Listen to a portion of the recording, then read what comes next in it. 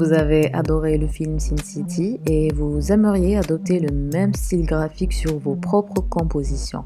Eh bien, ça tombe bien car c'est l'objet de ce tutoriel vidéo dans lequel je vais vous montrer pas à pas et de manière progressive comment on peut arriver à ce type de rendu grâce à une simple image de base. Nous verrons ainsi comment recréer une ambiance fidèle au film en intégrant le décor, le ciel, comment recréer cet aspect en noir et blanc ainsi que la pluie et les effets d'embrun qui éclaboussent le personnage mais également la partie inférieure de la composition. Je vais maintenant m'attarder sur cette photo de base et je vais commencer par la dupliquer. Je vais aller faire un petit tour sur le panneau couche. On va commencer ici par sélectionner et détourer ce personnage de manière rapide et efficace sans invoquer cette fois les outils de sélection classiques. Je vais en effet regarder chacune des couches. L'idée ici est de trouver une couche avec un contraste assez fort entre le personnage et l'arrière-plan afin qu'il puisse bien se détacher. Je vais donc ici garder le bleu. Je vais cette fois dans Image, sélectionner, appliquer une image. Et avant d'invoquer cette commande, je vais d'abord invoquer un masque de fusion sur le calque sélectionné. Je vais maintenant dans Image, appliquer une image et sélectionner la couche choisie au préalable. On peut voir maintenant la zone transparente ou semi-transparente qui apparaît sans oublier de cocher sur inverser pour faire ressortir le personnage, c'est-à-dire le personnage en blanc et l'arrière-plan en noir. Et cette couche, je peux la visualiser en appuyant sur la touche Alt et sur le masque de fusion. Très bien, il ne vous reste qu'à améliorer ou de contraster davantage.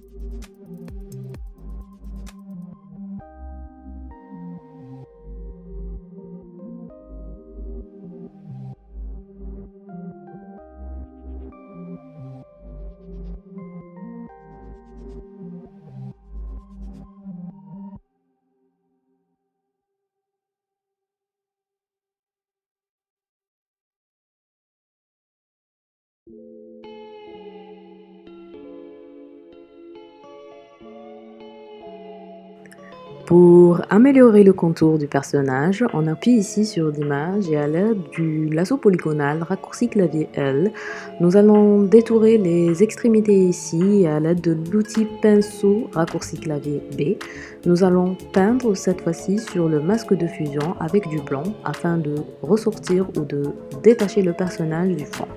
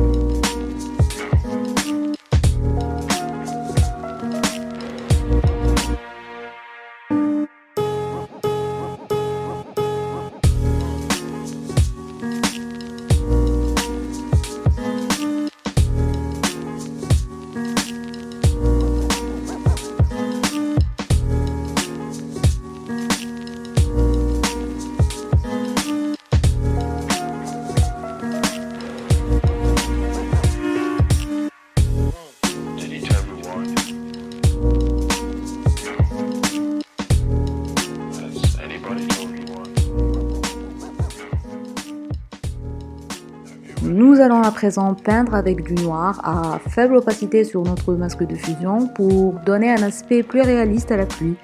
Un petit rappel vite fait ici sur notre masque de fusion.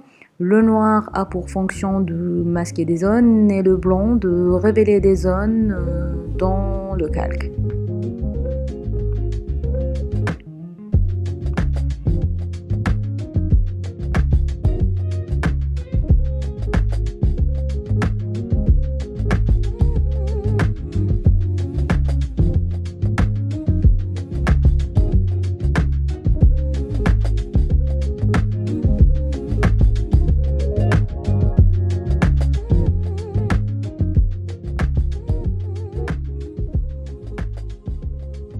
Petit disclaimer, si vous avez une tablette graphique, je vous conseille de garder l'option pression de la plume puisque du coup, en fonction de la pression que vous allez exercer sur votre stylet, eh bien la taille du pinceau va varier.